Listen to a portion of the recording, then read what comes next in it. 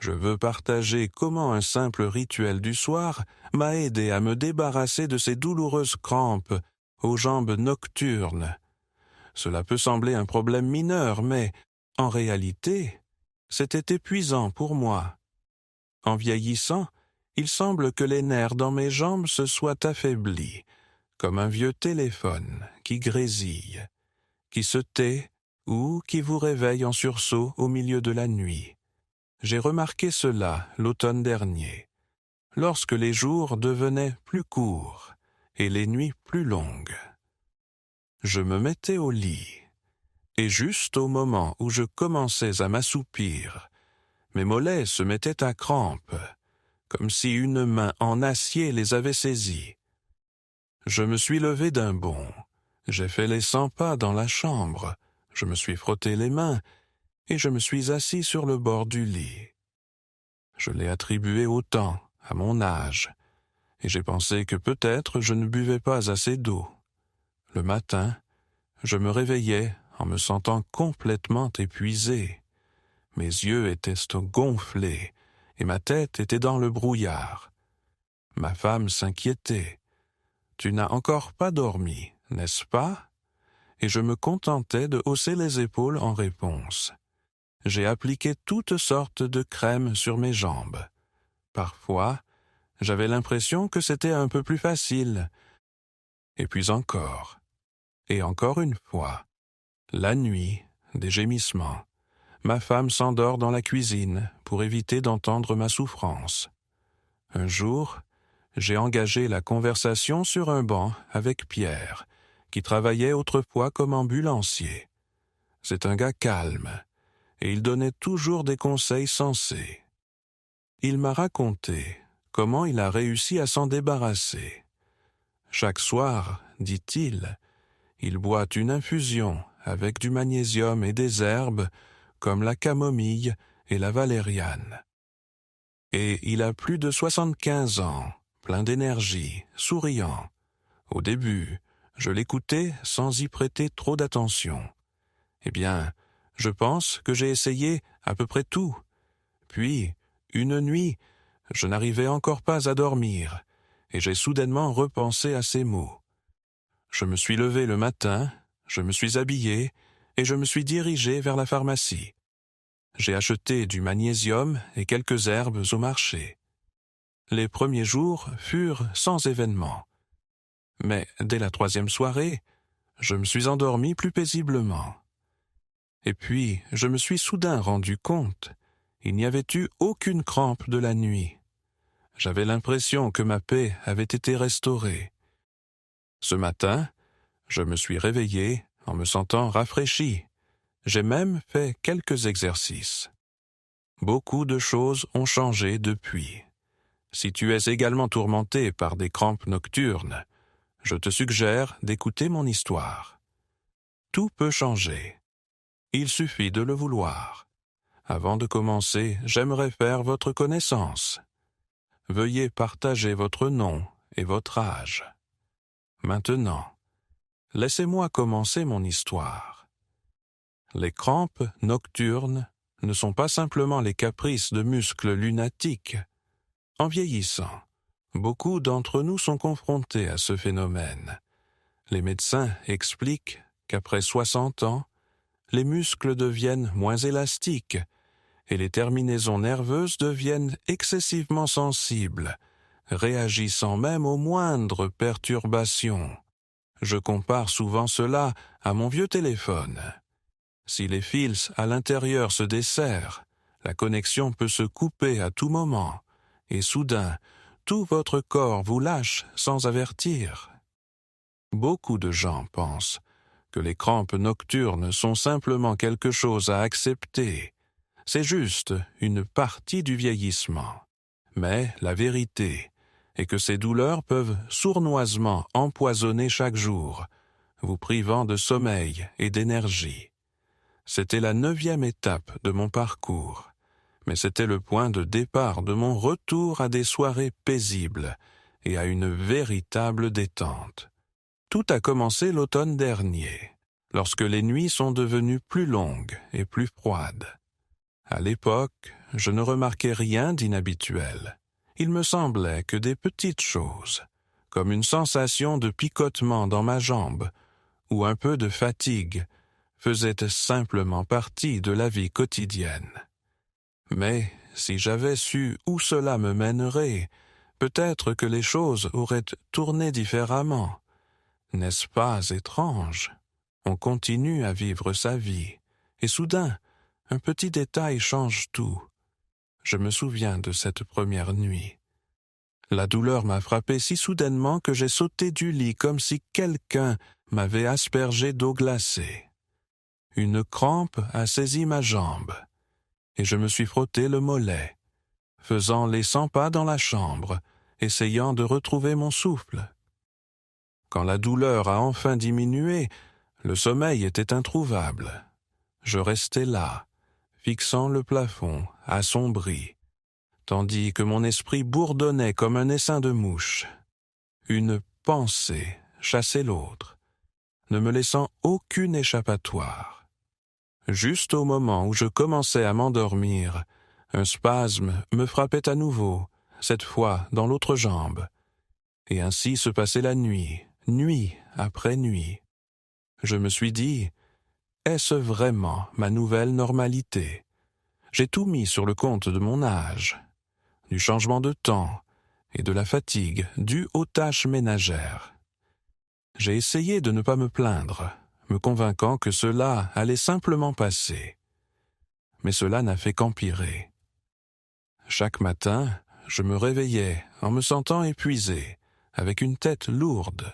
Ma femme venait vers moi, m'observant attentivement. « Tu n'as pas encore dormi ?» Et je fixais mon reflet dans le miroir, à peine capable de me reconnaître, avec des cernes sous les yeux et un regard qui semblait sans vie.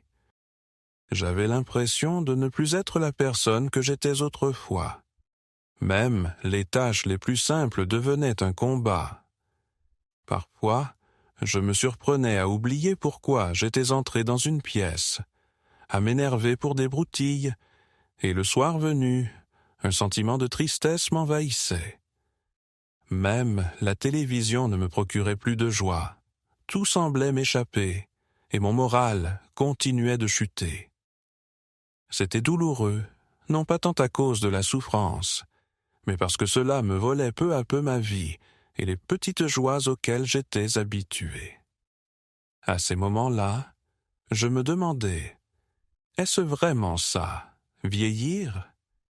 Y a-t-il quelque chose que je peux faire avant qu'il ne soit trop tard?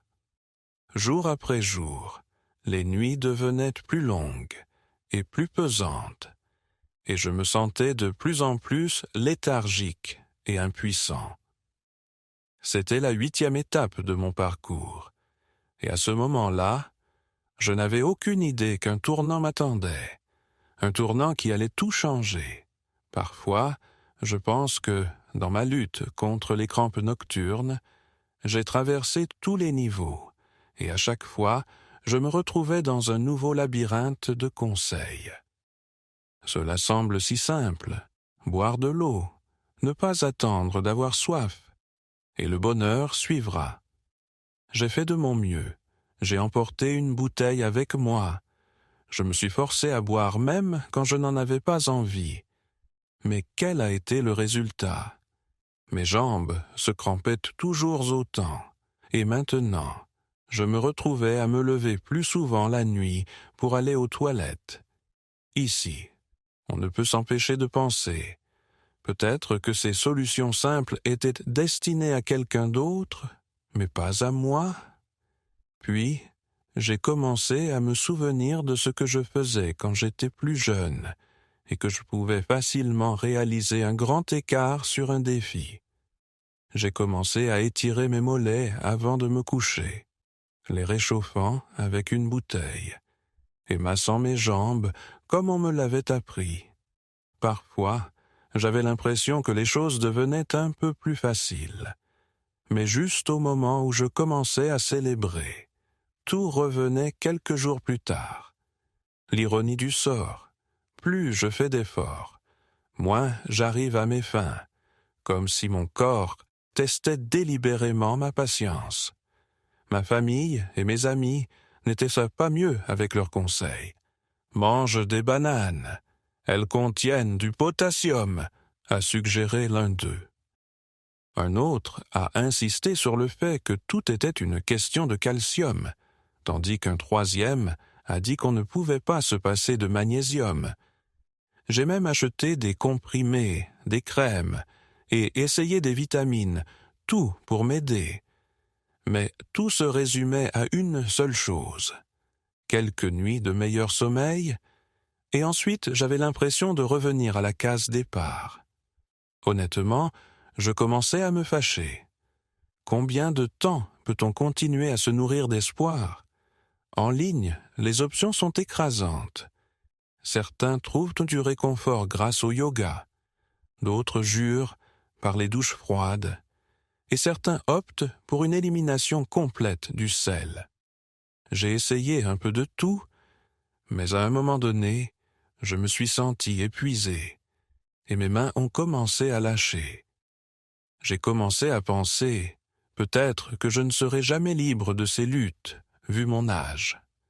Ma femme est inquiète, et tout ce que je fais, c'est parcourir ses conseils comme un collectionneur de recettes inutiles. Il m'est progressivement apparu qu'il n'existe vraiment pas de solutions universelles, peu importe à quel point nous souhaitons qu'il en soit autrement.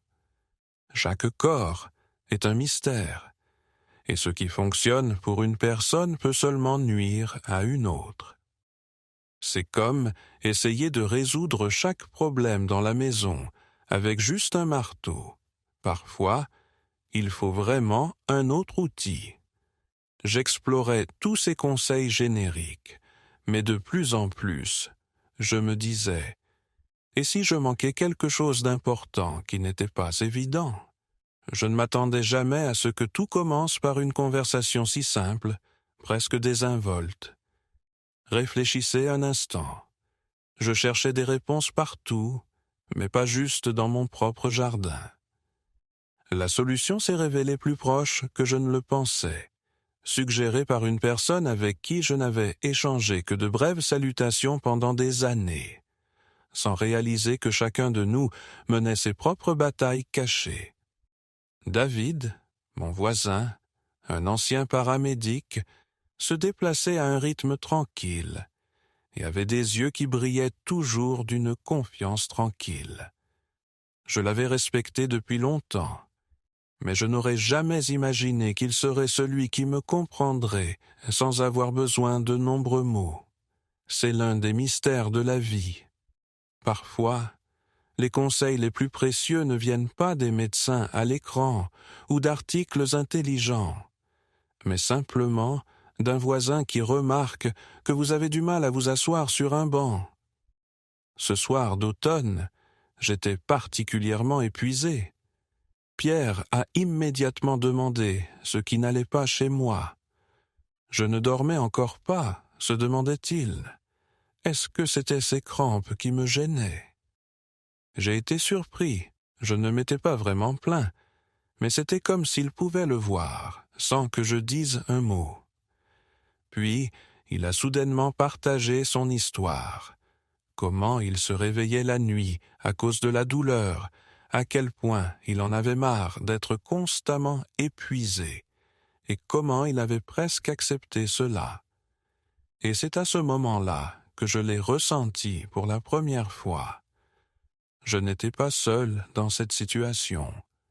C'était comme une affirmation silencieuse, mais puissante, qu'il y avait d'autres comme moi, et qu'il y avait ceux qui avaient déjà emprunté ce chemin.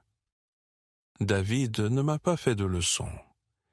Il a simplement partagé une histoire sur sa fille, médecin, qui lui avait un jour apporté de la poudre de magnésium de la pharmacie et lui avait insisté pour qu'il la prenne le soir avec une tisane chaude. Si ce n'était pas pour elle, il n'aurait même pas essayé. Il a partagé comment il préparait de la camomille avec de la valériane, y ajoutait du magnésium, et la sirotait lentement, prenant son temps. Une semaine plus tard, il a remarqué quelques changements. En l'écoutant, je me suis surpris à me demander s'il ne s'agissait pas d'une coïncidence que nous nous soyons rencontrés à ce moment précis. Y a-t-il quelque chose de spécial dans les conseils des personnes en qui vous avez vraiment confiance? Je l'ai regardé, si vif, avec des yeux clairs, et j'ai soudain réalisé que parfois, ces simples conversations humaines sont plus importantes que n'importe quel diagnostic médical. Ce soir-là, il m'a partagé sa recette familiale, comme un grand frère offrant des conseils, gentiment et sans paroles superflues, mais avec l'espoir que cela m'aiderait aussi. J'avais l'impression qu'il me transmettait quelque chose d'important, comme un témoin de relais, et soudain, j'ai pensé, peut-être que je peux le faire aussi. C'est à ce moment-là que j'ai vraiment envisagé de suivre ses conseils. Parfois, il suffit d'un mot chaleureux de la part de quelqu'un en qui vous avez confiance pour croire que le changement est possible, même lorsque cela semblait depuis longtemps impossible. Pour être honnête, à ce moment-là, je n'avais aucune envie de changer quoi que ce soit. Chaque fois que quelqu'un propose un nouveau remède miracle, je l'ai déjà testé. J'ai bu des litres d'eau, étiré mes jambes et appliqué toutes sortes de pommades. Tout cela en vain. Parfois, je me surprenais même à penser, peut-être que c'est juste ma croix à porter, quelque chose qui vient avec l'âge, et qu'il n'y a rien que je puisse faire pour changer cela. C'était particulièrement frustrant de me réveiller la nuit avec des crampes, regardant dans l'obscurité et me sentant comme un prisonnier de mes propres habitudes.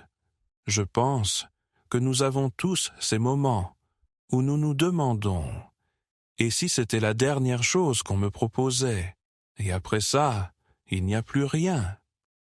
Mais une nuit, alors qu'une crampe m'a saisi et que je pouvais à peine bouger, je me suis souvenu des mots de David. Il parlait de sa routine du soir avec du magnésium et des herbes, et à l'époque, je l'avais pris à la légère, pensant que c'était juste une de ces histoires. Mais cette personne n'est pas du genre à croire aux promesses en l'air. Il a passé sa vie à aider les gens, toujours calme et fiable. Alors je me suis dit, s'il peut le faire, pourquoi ne pourrais-je pas essayer? Ironiquement, il est parfois plus facile de ne pas croire que de se donner une chance, et si ce n'était pas une question d'âge, mais plutôt que je me suis trop habitué à ma propre fatigue. Le lendemain matin, je me suis rendu à la pharmacie comme en pilote automatique pour acheter du magnésium. Puis, je me suis arrêté au marché pour acheter de la camomille et de la valériane. En rentrant chez moi, je me suis soudainement rappelé mon enfance, comment ma mère préparait des tisanes chaque fois que nous étions malades. Peut-être que ce n'est pas si compliqué que ça. Peut-être que le changement commence non pas par de grandes décisions, mais par de petits actes de bien-être. Ce soir-là, comme d'habitude, j'ai tendu la main vers la télécommande, mais je me suis arrêté. Pourquoi ne pas essayer quelque chose de différent? J'ai mis de l'eau à chauffer, ajouté quelques herbes et mélangé de la poudre de magnésium. Pendant que la boisson infusait, je me suis installé dans mon fauteuil, m'enveloppant dans une couverture, tenant une tasse chaude, et pour la première fois depuis longtemps, je me suis permis d'imaginer, et si quelque chose de bon m'attendait encore?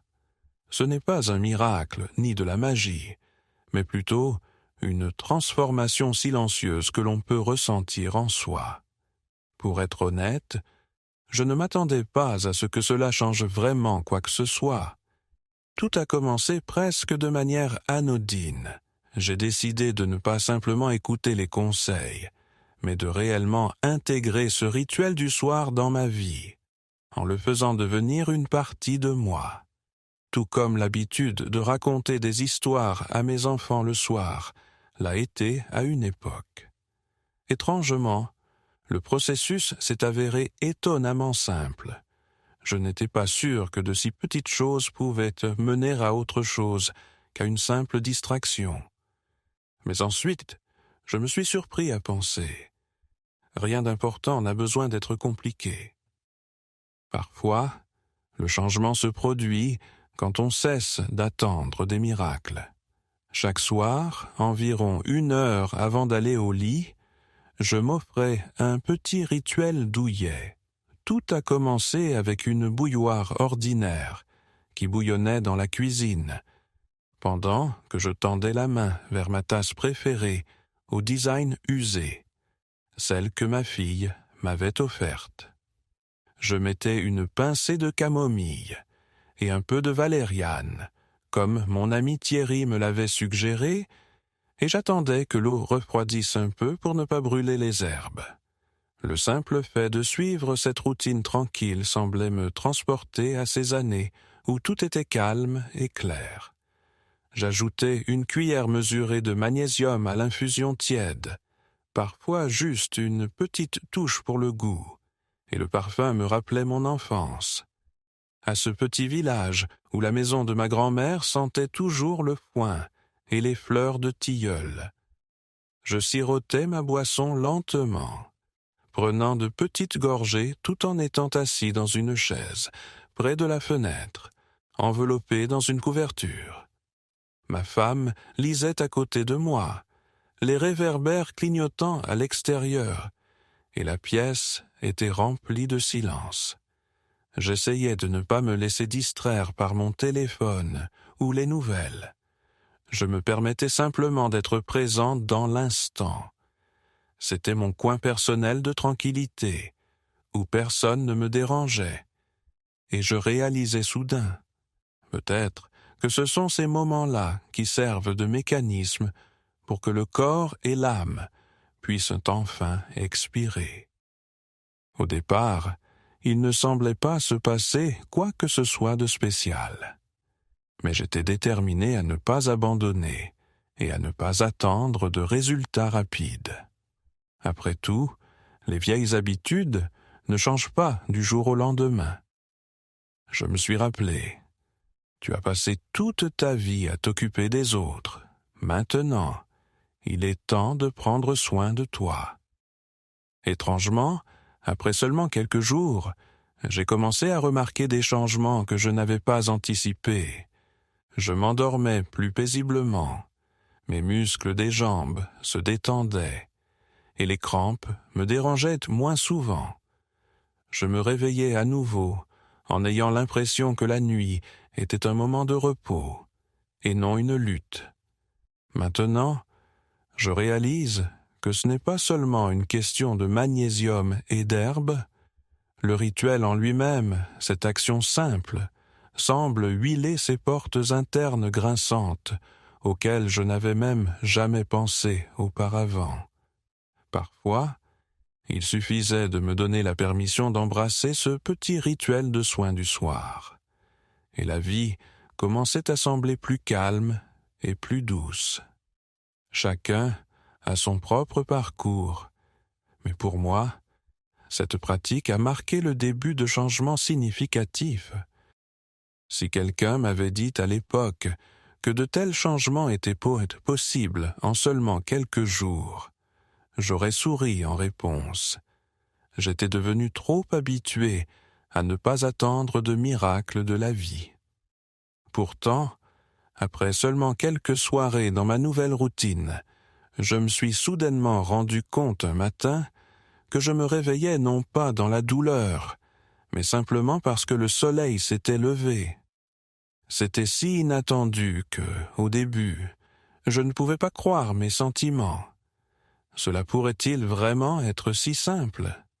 Est-il possible qu'après toutes ces années de souffrance, tout puisse changer maintenant? J'ai toujours abordé les choses avec un certain scepticisme. On ne peut pas y croire tant qu'on ne l'a pas vécu soi-même. Et puis, Au 3e ou 4e jour, je me suis, comme d'habitude, concentré sur mes jambes pour voir s'il y avait des douleurs ou des tiraillements. Et il y avait du silence. Un silence si agréable et inhabituel, comme si quelqu'un avait éteint ce réveil nocturne agaçant. Les crampes n'avaient pas complètement disparu, mais elles étaient devenues beaucoup moins fréquentes et, plus important encore, moins intenses. Parfois, je me surprends à ressentir de l'anxiété. Est-il trop tôt pour célébrer? Est-ce que tout cela pourrait n'être qu'une coïncidence? Mais chaque jour qui passait, je devenais de plus en plus convaincu. Les changements étaient réels. La chose la plus étrange, c'est que je n'aurais jamais pu imaginer qu'une simple tisane et un peu plus de soin de soi pouvaient avoir un tel impact sur mon sommeil. J'ai commencé à dormir plus profondément, et mes rêves sont devenus plus apaisants. Le matin, mon esprit était clair et mon corps léger, comme si j'avais abandonné un fardeau inutile.